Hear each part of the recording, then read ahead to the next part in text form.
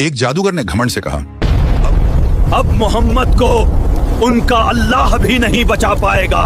लेकिन उसे यह नहीं पता था कि अल्लाह अपने नबी की हिफाजत खुद करता है। रिवायत में आता है कि रसूल अल्लाह सल्लल्लाहु अलैहि वसल्लम के कुछ दुश्मन जो हसद और नफरत रखते थे, मदीना के एक जादूगर के पास गए जिसका नाम था लबीद बिन आसम।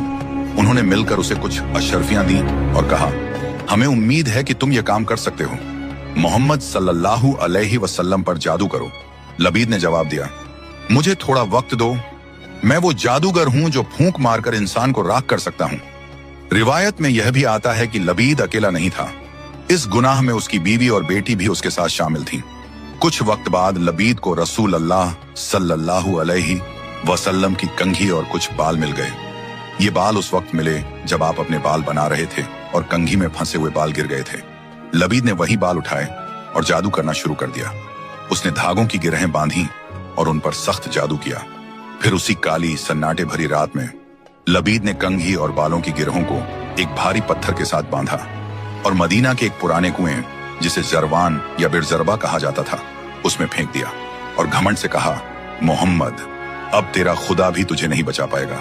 इसके बाद रसूल अल्लाह सल्लल्लाहु अलैहि वसल्लम को अचानक कुछ अजीब महसूस होने लगा, कभी कमजोरी, कभी थकान, कभी दिल पर बोझ सा।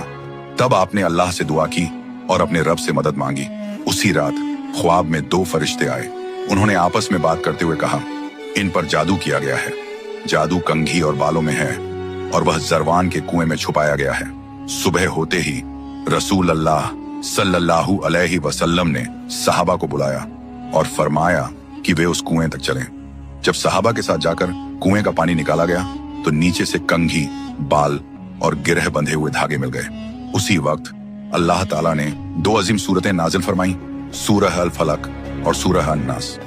रसूल अल्लाह सल्लल्लाहु अलैहि वसल्लम ने जब आयतें पढ़ना शुरू की तो हर आयत के साथ एक एक गिरह खुलती गई और जैसे ही आखिरी आयत पढ़ी गई सारी गिरहें खुल गईं। जादू पूरी तरह टूट गया और रसूल अल्लाह सल्लल्लाहु अलैहि वसल्लम बिल्कुल स्वस्थ हो गए। अगर आप भी अल्लाह की हिफाजत चाहते हो तो कमेंट में लिखो आमीन।